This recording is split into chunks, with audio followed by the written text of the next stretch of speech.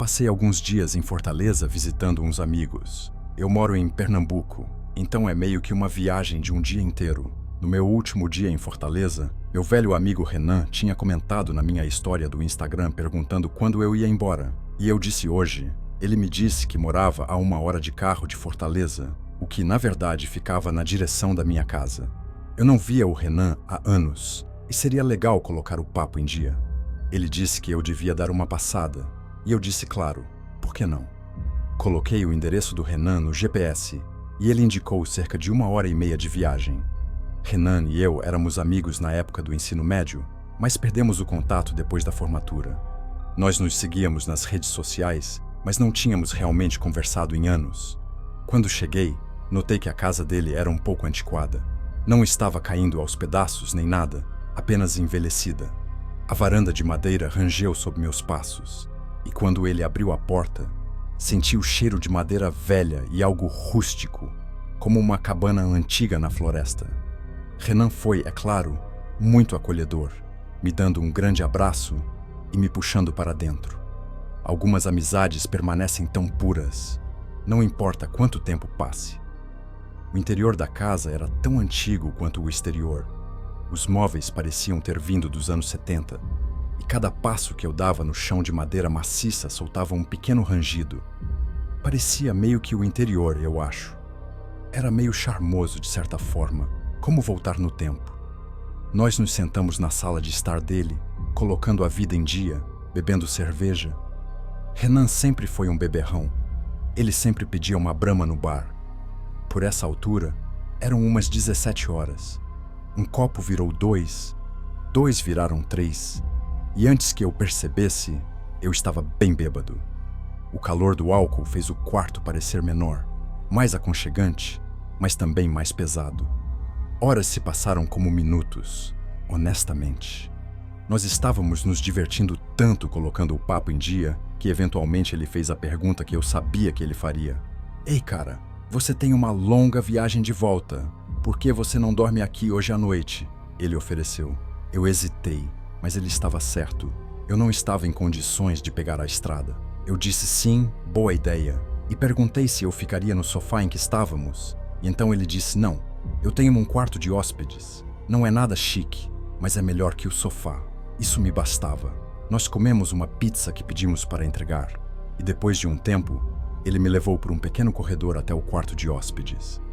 Eu não prestei muita atenção ao interior do quarto porque eu estava muito bêbado. Nós dois estávamos, mas me lembro que o ar no quarto estava parado, como se o quarto não fosse usado há muito tempo. Mal tive tempo de registrar meus arredores antes de desabar na cama, completamente exausto e bêbado. Em algum momento no meio da noite, eu acordei. Minha boca estava seca, minha cabeça estava girando e o quarto estava escuro, exceto por um pouco de luar entrando pelas persianas. Foi aí que eu vi, no canto mais afastado do quarto, na porta do armário, havia algo pendurado. A princípio parecia uma longa capa de chuva preta em um cabide, mas conforme meus olhos se ajustavam, a forma parecia errada. Tinha uma parte superior larga, quase como ombros, e a maneira como estava pendurado fazia parecer menos um tecido e mais uma silhueta. Meu coração disparou no peito. Eu não me lembrava de ter visto aquilo quando cambaleei até a cama, mas eu estava bêbado. Talvez eu simplesmente não tivesse notado. Eu me virei, tentando ignorar. Era só um casaco, nada mais, mas eu não consegui evitar. Eu espreitei de novo. Ainda estava lá. Eu fechei os olhos com força.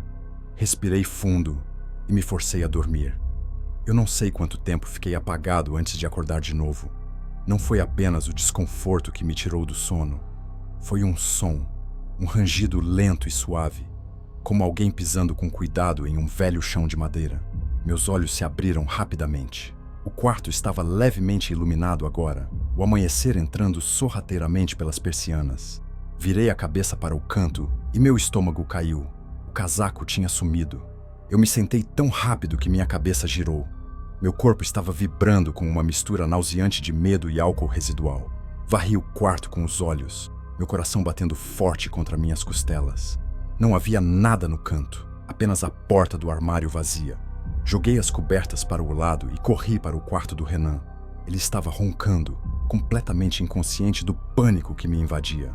Eu o sacudi para acordá-lo, o que exigiu muito esforço considerando que ele estava apagado por causa de todo aquele álcool. Ele finalmente acordou muito confuso, esfregando os olhos. "O casaco!" eu disse sem fôlego. "Aquele no cabide no quarto de hóspedes." Ele apertou os olhos para mim confuso. "Que casaco?" ele disse. "A capa de chuva preta, aquela que estava pendurada na porta do armário. Quase parecia uma pessoa." Renan se sentou, parecendo mais acordado agora. "Eu não tenho uma capa de chuva, cara. Eu nem tenho um cabide naquele quarto," ele disse. Eu o encarei, esperando que ele dissesse que estava brincando comigo, que era algum tipo de piada, mas sua expressão permaneceu séria. "Venha ver," eu disse. Ele suspirou, mas se levantou e me seguiu de volta para o quarto de hóspedes. Eu apontei para o lugar exato. "Estava bem ali," eu disse. Renan coçou a cabeça. Ele me perguntou se eu tinha certeza de que não estava apenas sonhando, mas eu disse que sei o que vi. Eu insisti, com a voz tremendo levemente. Eu acordei e estava lá. Então acordei de novo e tinha sumido. Eu disse. Nós ficamos no quarto por alguns momentos, ambos sentindo o mesmo silêncio misterioso nos oprimindo. Renan finalmente exalou e balançou a cabeça, concordando que deveríamos verificar a casa por precaução. Nós procuramos em todos os cômodos, todos os armários, todos os cantos. Nada.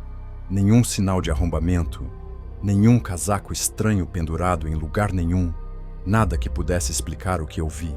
Eventualmente, o Renan tentou me convencer de que talvez eu estivesse em algum tipo de estado de semissono, vendo coisas que não estavam lá. Eu queria acreditar nisso, de verdade. Eu não queria pensar na alternativa.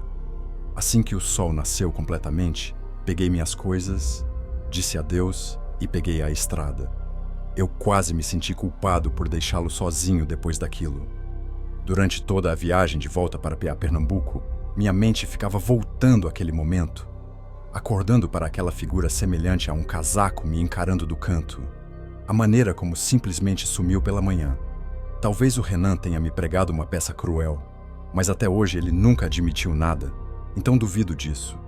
Ou talvez, só talvez, houvesse alguém naquela casa me observando dormir, e essa pessoa decidiu ir embora antes que a manhã chegasse.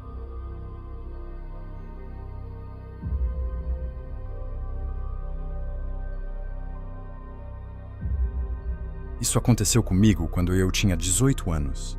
Eu estava em uma viagem com meus pais e uma amiga minha, a quem podemos chamar de Ana. Esta história se passa no Paraná, quando estávamos em uma viagem de carro. Meus pais, Ana e eu, estávamos fazendo uma viagem dentro do país e estávamos na estrada há 8 horas. O plano era visitar um parque de diversões e ficar em um camping, mas não tínhamos reservado nada. O dia chegou e nós chegamos à cidade onde o parque de diversões estava localizado, mas planejávamos visitá-lo no dia seguinte. Então precisávamos de um lugar para dormir. Como tínhamos levado barracas no carro, meu pai procurou online por um camping nas proximidades. Ele encontrou um que parecia bom e perto. Então ligou para o camping. Infelizmente, aquele dia coincidiu com um grande torneio de futebol e o camping estava lotado. Como não tínhamos reservado um lugar com antecedência, não havia espaço sobrando para nós. Meu pai ligou para vários lugares, mas não conseguimos encontrar nenhum camping com preços razoáveis e perto do parque de diversões. Nossa única opção era encontrar um lugar para acampar na natureza. Colocamos o GPS na área de estacionamento mais próxima em uma floresta para evitar multas de estacionamento. Eventualmente, encontramos um lugar em uma reserva natural. Quando chegamos, havia algumas pessoas por perto. Então perguntamos se podíamos montar nossas barracas ali e se era um bom lugar para ficar. Uma mulher que estava fazendo trilha nos disse que era um bom lugar para dormir e que não havia guardas de estacionamento. Com base nisso, decidimos dormir em um pequeno e isolado estacionamento de cascalho. Estávamos cercados por floresta e a 10 minutos de caminhada havia uma praia. A princípio, consideramos montar nossas barracas na praia, mas algo me disse que seria melhor acampar no estacionamento. Quando saímos do carro para montar nosso abrigo para a noite, notei um carro solitário estacionado mais longe no estacionamento. Parecia estar em mau estado e não havia ninguém dentro. Achei estranho porque já era noite então não havia mais pessoas na praia ou fazendo trilha na floresta. No entanto, não pensei muito nisso na hora. Ajudei meus pais a montar nossas barracas. Eles estavam dormindo em uma barraca enquanto Ana e eu dividíamos a outra, com ambas as barracas colocadas bem perto uma da outra. Depois de lutar para montá-las, finalmente terminamos. Ana e eu deixamos nossa barraca aconchegante, assistimos ao YouTube e comemos lanches. A essa altura, eram por volta das 23 horas. Queríamos dormir em um horário decente para não ficarmos muito cansados no dia seguinte. Depois de um tempo, por volta da meia-noite, decidimos dormir. Nesse ponto, meus pais já estavam dormindo na barraca deles. Ana e eu estávamos rolando o TikTok quando de repente ouvimos um som metálico vindo do estacionamento. Parecia uma pá sendo jogada no cascalho. Nós duas pulamos de medo e perguntamos uma à outra o que poderia ser. Com muito medo de espiar pela janela da barraca, escolhemos ficar em silêncio e ouvir. O som tinha vindo da mesma direção do carro abandonado. Então, ouvimos o que eu imaginei ser uma pá sendo jogada no porta-malas do carro, seguido pelo porta-malas batendo. Nós ficamos sentadas em silêncio, nossos corações batendo forte. Então ouvimos o carro acelerar e ir embora, como se alguém estivesse tentando fugir rapidamente. Mandei uma mensagem para um amigo de uma cidade próxima, dizendo onde estávamos acampando. Ele respondeu, me avisando que a praia próxima era conhecida por ser perigosa, com criminosos frequentemente se envolvendo em atividades ilegais ali. Nós não fazíamos ideia disso antes. Quando li a mensagem do meu amigo, senti um frio e um profundo mal-estar. Cerca de 10 minutos se passaram em silêncio depois que o carro acelerou. Ana e eu tínhamos começado a nos acalmar um pouco, quando do nada ouvimos o grito mais alto e horripilante de um homem vindo da floresta. Nós ficamos absolutamente horrorizadas. Imediatamente mandei uma mensagem para minha mãe, dizendo que tínhamos acabado de ouvir um grito alto. Quando ela não respondeu, liguei para o celular dela para acordá-la. Ela finalmente atendeu e disse que nem ela nem meu pai ouviram nada. Ela me garantiu que provavelmente não era nada sério, mas naquele momento eu não conseguia pensar em nenhuma razão normal para alguém gritar daquele jeito. Ana e eu nos arrastamos para debaixo das cobertas, aterrorizadas, sem saber o que estava acontecendo. Cada minuto parecia uma hora. Mesmo sendo meia-noite, estávamos com muito medo de dormir. De repente, tudo ficou estranhamente silencioso. Então, meu sangue gelou. Eu ouvi passos. Alguém estava andando ao redor de nossas barracas, se movendo furtivamente. Ana e eu nos sentamos, paralisadas de medo. Eu abaixei meu celular para que sua luz não iluminasse a barraca. Meu coração estava acelerado e eu podia ouvir minha própria pulsação. Não havia nenhuma razão lógica para alguém estar andando ao redor de nossas barracas no meio da floresta a essa hora. Os passos se moveram ao redor da nossa barraca primeiro, depois em direção à barraca dos meus pais. E em seguida, circularam ao redor do nosso carro que estava estacionado perto. A pessoa parou e pareceu estar olhando para nossas barracas. Por um momento, houve silêncio total. Então, ouvi o mesmo carro de antes voltando. Seus faróis iluminaram nossas barracas. E Ana e eu rapidamente nos deitamos para evitar sermos vistas. Tomei coragem para espiar pela pequena janela da barraca. Vi a porta do carro bater antes que ele acelerasse novamente. Senti um breve momento de alívio quando a pessoa foi embora. Do meu ponto de vista, eu podia ver a estrada por onde eles tinham ido. 5 minutos depois, vi outro carro se aproximando rapidamente. Era um carro de polícia, correndo na mesma direção que o outro carro tinha ido. Nada mais aconteceu depois disso. Ana e eu ainda estávamos abaladas, então decidimos sentar no carro trancado para nos sentirmos mais seguras. Eu fiquei acordada até por volta das 5 da manhã, vigiando a floresta, enquanto Ana finalmente adormeceu ao meu lado. Depois de cerca de 1 hora, voltamos para nossa barraca e, por pura exaustão, finalmente adormecemos. Acordamos por volta das 9 da manhã, completamente exaustas. Eu contei para minha mãe tudo o que aconteceu e ela revelou que também tinha ouvido os passos. Mas quando a pessoa estava perto da barraca deles, ela também tinha ouvido uma respiração pesada, como aquela que se ouve em filmes de terror durante uma ligação assustadora. Ela também tinha ficado aterrorizada. No entanto, meu pai tinha dormido durante tudo, então tivemos que contar a história para ele. Sem hesitar, imediatamente arrumamos nossas coisas e as barracas, ansiosas para ir embora o mais rápido possível. Nenhum de nós queria ficar ali por mais tempo. Apesar da noite aterrorizante, nos divertimos no parque de diversões mais tarde naquele dia.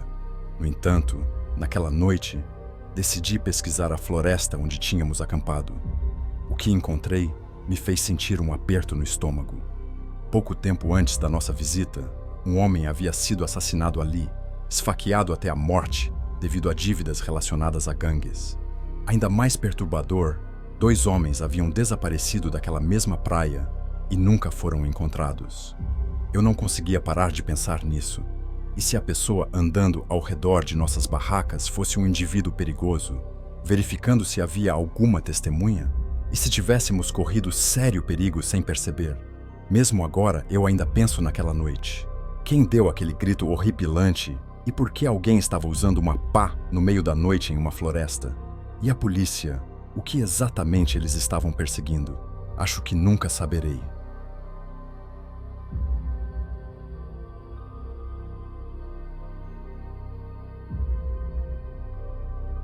Esta é uma história que ainda me assombra quando penso nela, mesmo que eu fosse tão jovem quando aconteceu. 6 anos é mais ou menos a idade em que muitas das minhas memórias de infância começam a ficar mais claras. Eu tenho um irmão, meu irmão mais velho, João. João é 2 anos mais velho que eu, então na época ele tinha 8 anos. Quando eu tinha 6 anos, eu tinha 1 hora de dormir rigorosa, 20 de 30. Se eu não obedecesse, ou se nosso pai pegasse algum de nós acordado depois da hora de dormir, nós nos meteríamos em sérios problemas. Nosso pai sempre foi rigoroso conosco quando éramos crianças.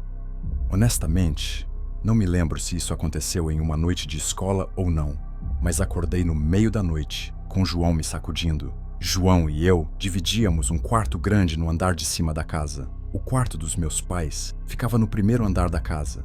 Eu estava confuso sobre por que o João estava me acordando, até que ele me disse em um sussurro para ficar quieto e ouvir. E eu ouvi. E ouvi o que ele estava falando. Era a voz da nossa mãe nos chamando lá de baixo, mas era em uma voz muito baixa, sussurrante. Eu ia me levantar para atender nossa mãe, mas meu irmão me disse para não ir. Ele disse que não achava que era a mãe. Eu disse para ele parar de tentar me assustar. Lembro de ter ficado muito bravo com ele. Ele me disse para chegar mais perto e ouvir. Então eu me levantei e fui em direção à porta do quarto. Logo do lado de fora da porta do nosso quarto, havia o pequeno corredor que levava ao banheiro e a outro quarto, onde nossa avó dormia quando ficava para dormir. Diretamente à direita, quando você sai do nosso quarto, ficava a escada para baixo, que também tinha uma porta. Coloquei meu ouvido na porta do quarto e ouvi a voz mais claramente. Parecia a voz da nossa mãe, chamando nossos nomes. João! Gabriel! Eu disse para o João, é a mãe. E ele disse, não, não é. De alguma forma, como uma criança de 6 anos e como o irmão mais novo, me vi sendo o único confiante o suficiente para abrir a porta do nosso quarto e depois ouvir através da porta da escada. Mas agora, a voz parou. Eu sussurrei para o João que a mãe tinha ido embora, e novamente ele disse, não é a mãe. Eu continuei dizendo para ele calar a boca e que ele estava me assustando. Eu destranquei a porta da escada e a abri lentamente para evitar fazer barulho, e quando a porta estava aberta o suficiente, eu espiei pela abertura. No pé da escada, estava claro como o dia a silhueta de uma pessoa, uma mulher, mas imediatamente eu soube que não era nossa mãe. Quem quer que fosse, ela me viu, porque ela disse, oi, querido, desce. Imediatamente, fechei a porta e a tranquei, e voltei para o nosso quarto e tranquei aquela porta também. Comecei a chorar, e João continuou dizendo, eu te disse. Nós dois concordamos em começar a gritar o mais alto que pudéssemos no 3 para acordar nossos pais.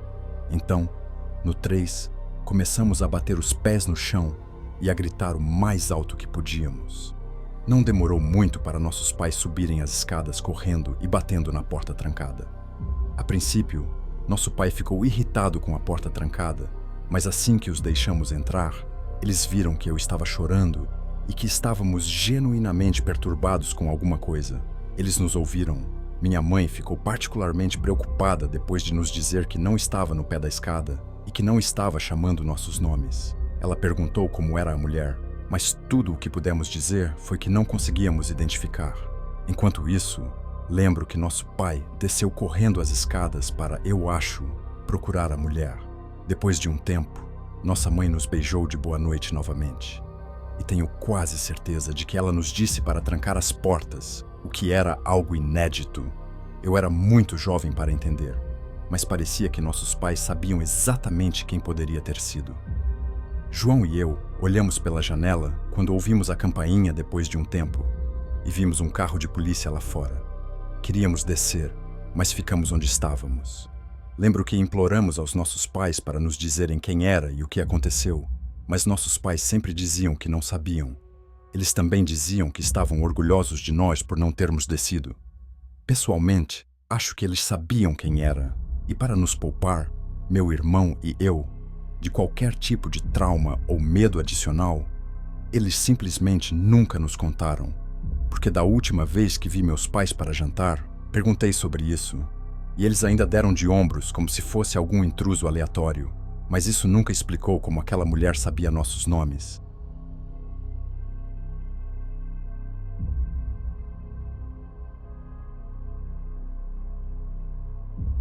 Isso aconteceu quando eu tinha 16 anos. Eu ainda estava no ensino médio. Obviamente, eu ainda não tinha carro, então eu dependia dos meus pais me levarem para os lugares, ou simplesmente ia andando se fosse perto. Era fim de semana. Minha amiga Bianca ia receber alguns amigos nossos, já que os pais dela não estavam em casa. Minha mãe me levou até a casa dela de carro. Bianca morava perto, cerca de 3 minutos de carro e 20 minutos a pé da minha casa. Minha mãe era solteira na época e também gostava de sair.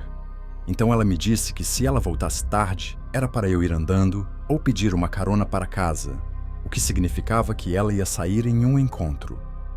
Algumas das nossas amigas estavam na casa da Bianca: Juliana, Gabriele e Amanda. Nós 5 ficamos no quintal dela por algumas horas até que alguns meninos da nossa escola apareceram inesperadamente. Por inesperadamente, quero dizer que Bianca não me disse que tinha convidado eles. O motivo pelo qual eu fiquei irritada com isso foi porque um dos meninos que apareceu era um menino com quem eu tinha um histórico ruim e não queria muito ver ele. Bianca achou que estava sendo engraçadinha e esperta ao convidá-lo para lá, sem que eu soubesse, porque por algum motivo ela queria que ele e eu resolvêssemos as coisas. Foi apenas uma bagunça constrangedora. Havia 4 meninos e 5 meninas, incluindo eu. Então, eventualmente, eu simplesmente decidi que não estava muito afim. Então, depois de um tempo, eu fui embora. Tenho certeza que depois que eu fui embora, alguns dos outros começaram a ir embora logo depois porque já estava tarde, mas eu simplesmente não queria ficar perto daqueles meninos. Eu fiz questão de avisar a Bianca o quão irritada eu estava por mensagens enquanto eu caminhava para casa, e ela ficava dizendo: "Meu Deus, volta." Ela se desculpou e eu a perdoei, mas eu ainda só queria ir para casa. Eu caminhei por uns 5 minutos até diminuir o passo. Achei que tinha ouvido passos atrás de mim, e quando diminui o passo, confirmei que ouvi passos que não eram meus. Eu me virei, e havia um homem de meia idade com um capuz na cabeça e as mãos no bolso do moletom. Ele estava sorrindo, olhando para mim, e disse: "Como você está?" Eu respondi: "Oi." E apenas me virei e continuei andando. Nós estávamos nos subúrbios. As pessoas andam por aí. Não é incomum, mesmo que fosse tarde. Mais 5 minutos se passaram enquanto eu caminhava, e toda vez que eu olhava ao redor, aquele homem ainda estava atrás de mim, mais ou menos na mesma distância, talvez um pouco mais perto a cada vez que eu olhava. Não era um caminho reto para casa. Eu teria que fazer várias curvas em ruas transversais para chegar à minha casa. E a cada curva que eu fazia, ele ainda estava lá. Eu estava trocando mensagens com meus amigos sobre isso, e então o homem atrás de mim disse: "Não é uma noite tão agradável? Adoro este clima." Eu respondi: "Sim." E foi isso. Comecei a andar um pouco mais rápido, mas não o suficiente para levantar suspeitas como se eu estivesse fugindo. O homem falou novamente, e cada vez que ele abria a boca, uma parte de mim morria um pouco mais por dentro. Tipo, por que ele estava falando comigo? por que ele estava me seguindo. Ele perguntou: "Você é da vizinhança?" Eu respondi: "Não." Eu estava dando uma resposta curta e firme. O homem riu baixinho. Comecei a pedir ajuda a todos os meus amigos para que um dos meninos viesse me buscar. Ironicamente, o menino que eu estava tentando evitar estava a caminho para me buscar. Vou apenas chamá-lo de Bruno. O homem atrás de mim, então, disse algo que mudou tudo. Ele disse: "Eu não vou te machucar. Você mora perto da escola primária, certo?"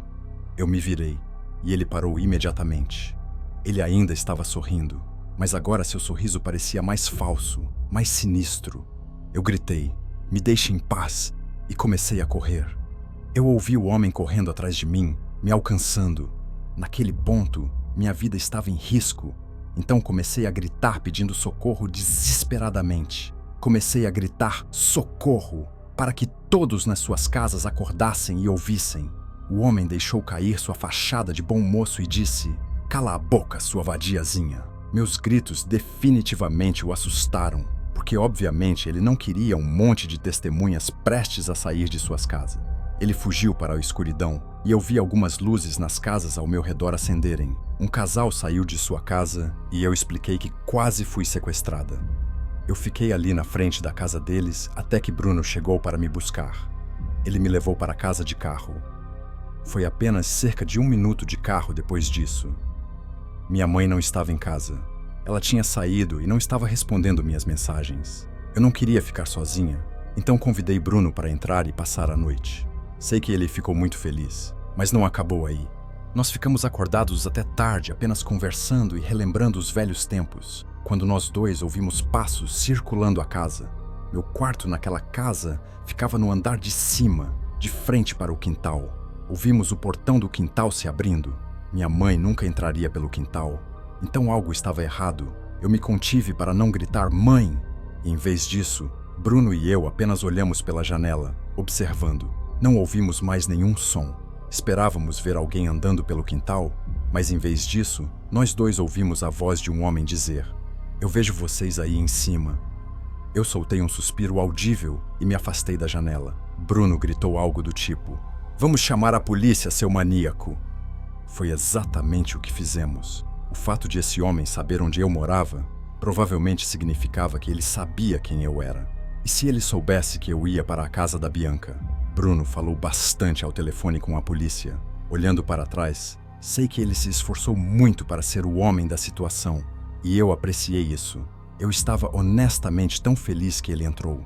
A polícia apareceu, e a presença dele simplesmente me fez sentir mais segura. Mesmo apenas dar a eles uma descrição desse homem me fez sentir melhor. Como se pelo menos algo tivesse sido feito. Minha mãe chegou logo depois, e ela ficou tão assustada quanto eu. Eles mantiveram um carro de polícia estacionado na quadra por algumas horas como dissuasão, felizmente. A partir dali, eu não andei mais à noite. Eu até tinha medo de ir ao nosso quintal depois disso. Minha mãe teve que pedir para nosso tio vir instalar um sistema completo de câmeras de segurança. Ele não fez nenhum esforço para escondê-las. Elas estavam totalmente à mostra para deter aquele homem assustador e qualquer outro sujeito esquisito de vir àquela casa. Fico feliz em dizer que a história terminou aí, porque esse incidente também levou minha mãe a vender aquela casa cerca de 1 ano depois, só porque ela odiava me ver vivendo com medo constante naquela casa. Nós nunca descobrimos quem era aquele homem,